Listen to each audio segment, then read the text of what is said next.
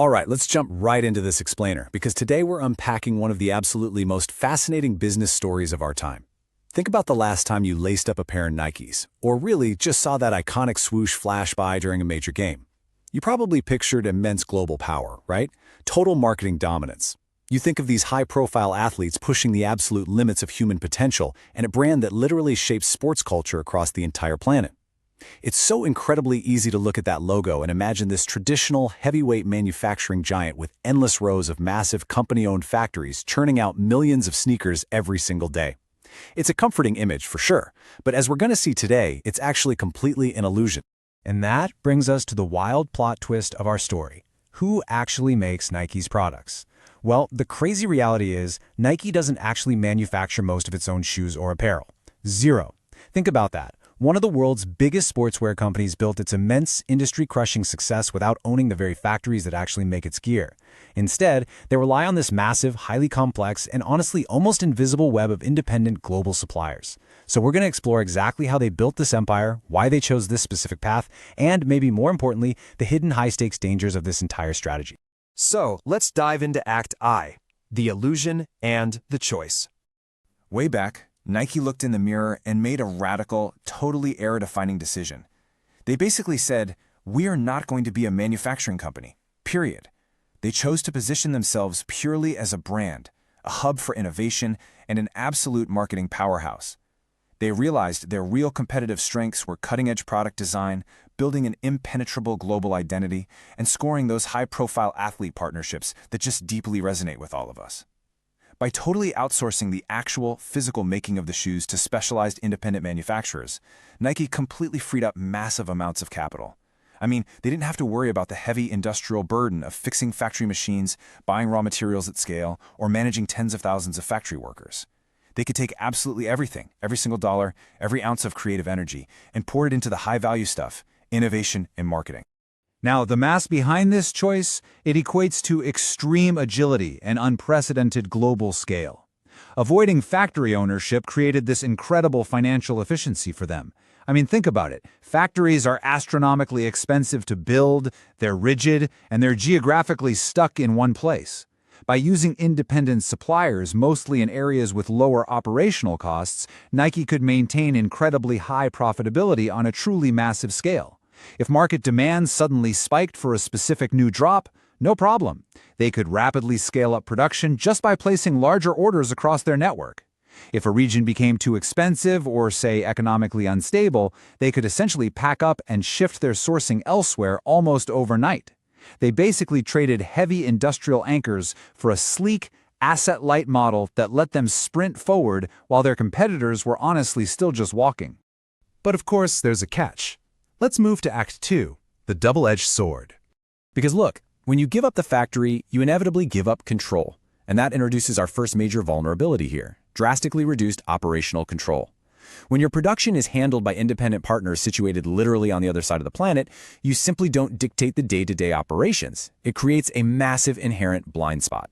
Nike might design the absolute perfect shoe, right down to the revolutionary materials and precise specs, but their executives aren't the ones walking the factory floor every morning managing the line workers assembling it. The daily quality control, the manager decisions, the workplace culture, all of it is fundamentally out of their direct, immediate hands. And that massive blind spot kicks the door wide open to risk number 2, severe ethical and labor scrutiny. Historically, Nike has faced some highly publicized, intense criticism regarding the actual conditions inside these supplier factories. Because here is the harsh, undeniable reality of global outsourcing.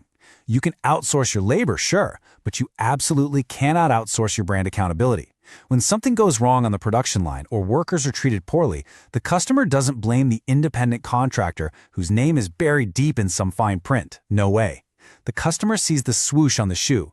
They hold Nike entirely responsible for how that worker was treated, regardless of whose name is actually on the building's lease. The brand bears the entire moral and public weight. Moving past the factory walls, we hit risk 3, supply chain disruption. Now, a sprawling, highly distributed network sounds incredibly efficient until the world stops acting predictably. And as recent years have violently proven to us, these global webs are actually remarkably fragile. A global pandemic, a massive shipping delay in a major canal, a sudden natural disaster, or even an unforeseen geopolitical conflict in just one sourcing region can trigger a catastrophic domino effect. Suddenly, inventory just halts, delivery speeds plummet, and shelves worldwide are sitting empty. When your factories are scattered everywhere, well, your risks are scattered everywhere too. Which brings us to risk 4, dependency. This sprawling network breeds a very dangerous kind of reliance. When you don't own the means of production, your entire empire naturally relies on the people who do. It's that simple.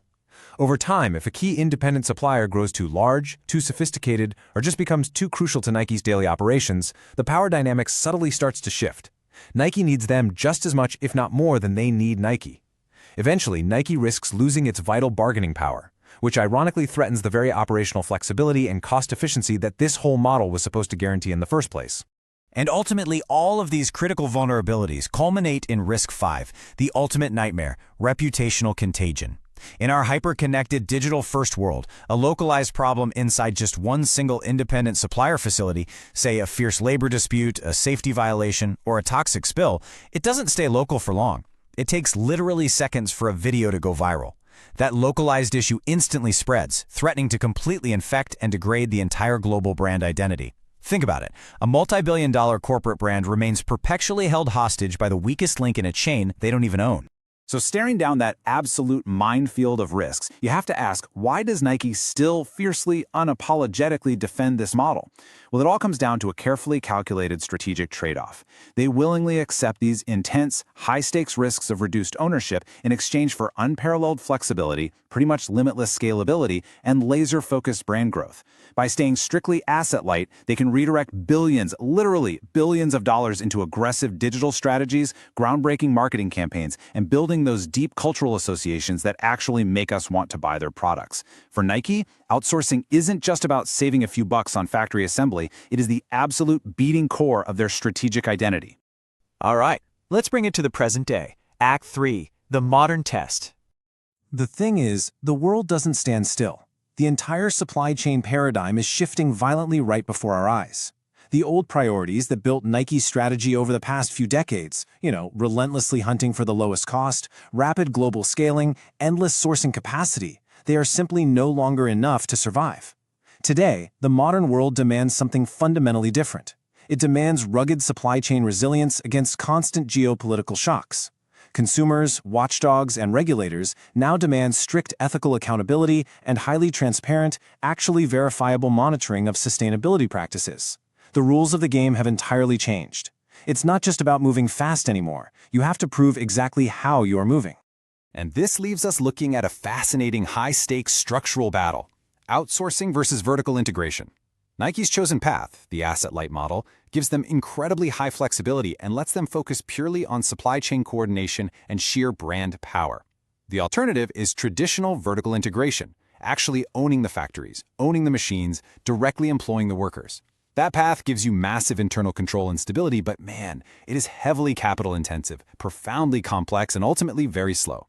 Nike's historical success proves this really powerful, disruptive principle.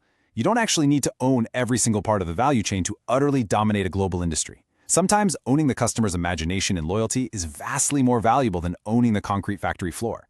But that brings us to the ultimate, evolutionary question facing the company, and really, the entire industry today. Is outsourcing still strategically sustainable in a world that is demanding resilience, ethics, and absolute supply chain transparency? This is the core dilemma of modern business. In an era where just one single shipping delay, one unseasonal weather event, or one viral ethical controversy can completely derail an entire financial quarter, can an asset-light, hands-off model really survive the heavy, crushing weight of modern accountability? I want to leave you with this final thought to chew on. Is modern competitive advantage just about relentless growth, or is it truly about managing a vast, volatile global network that you don't even fully own? Nike's incredible journey from a small shoe operation out of a car trunk to an absolute global titan is a masterclass in strategic agility, but it also profoundly proves that when you outsource your physical production, you inevitably outsource a piece of your destiny. So the next time you see that iconic swoosh, take a second to remember the vast, invisible global web standing right behind it. Thank you so much for joining me for this explainer. Keep asking questions, keep looking at the deep structures behind the brands you love, and I'll catch you next time.